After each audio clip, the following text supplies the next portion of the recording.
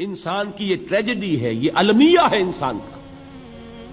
اس کو بھی قرآن مجید کی ایک سورت میں قسمیں کھا کر اذا السماء انشقت، اس کے بعد کیا فرمایا؟ یا ایھا الانسان انک کادح الی ربک کدحا فملاقیہ. اے انسان، تیرا المیہ، تیری ٹریجڈی اس سے کہیں بڑھ کر ہے. تجھے صدمے پر صدمے جھیلتے ہوئے، مشقت پر مشقت برداشت کرتے ہوئے ایک روز اپنے رب کے حضور میں بھی کھڑا ہونا ہے، جواب دہی بھی کرنی ہے.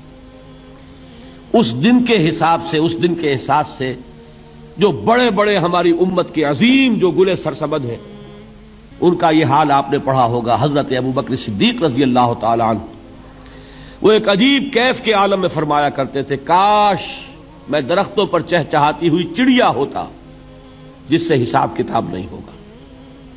کاش کہ میں گھاس کا تنکا ہوتا جو آج ہے اور کل آگ میں جلا دیا جاتا ہے، ختم ہو جاتا، اس سے محاسبہ کوئی نہیں. وہ جس کے احساس سے کہ حضرت عمر جو ہے اپنے انتقال کے وقت سخت بے چین تھے.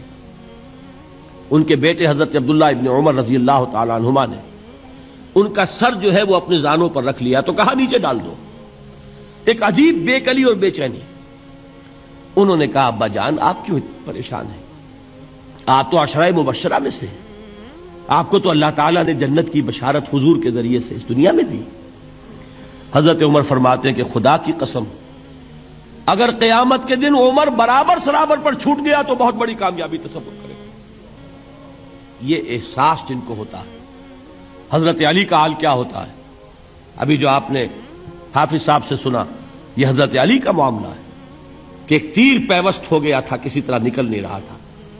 حضرت علی نے فرمایا کہ اچھا چھوڑو مجھے، میں نماز کی نیت باندھتا ہوں. نماز کی نیت پڑھتے تھے تو لرزتے تھے، کانپتے تھے. کس کے سامنے کھڑا ہوں اور کس کے سامنے مجھے ایک دن جواب دہی کے لیے کھڑا ہونا ہوگا. لن تزولا قدم ابن آدم، حضور نے خبر دی ہے ابن آدم کے قدم ہل نہیں سکیں گے. جیسے مجرم کھڑا ہوتا ہے کٹہرے کے اندر، اس کٹہرے میں سے ہل نہیں سکو گے حتی یسأل عن خمس، جب تک کہ 5 چیزوں کا حساب نہ لے لیا جائے. وہ 5 چیزیں کیا ہیں؟ کان کھول کر سنیے. عن عمرہ فیما افناہ، عمر کا حساب دو. یہ 80 برس اور 70 برس ہم نے تمہیں دنیا میں دیے، کہاں ضائع کیے.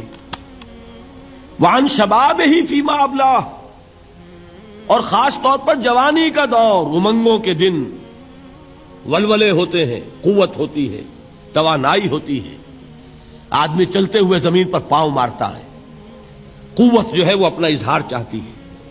یہ جوانی کہاں گلائی؟ حساب دو، ایک ایک لمحے کا حساب دو.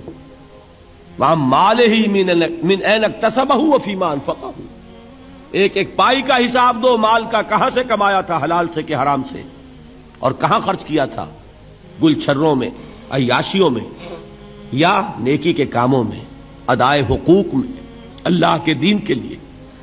4 سوال ہو گئے. 2 زندگی کے بارے میں، ایک زندگی پوری بحیثیت مجموعی کہاں کس کام میں لگائی، اور خاص طور پر شباب کا دور کہاں لگایا. 2 سوال مال کے بارے میں، کمایا کہاں سے، حلال سے کہ حرام سے، جائز سے کہ ناجائز سے، خرچ کہاں کیا.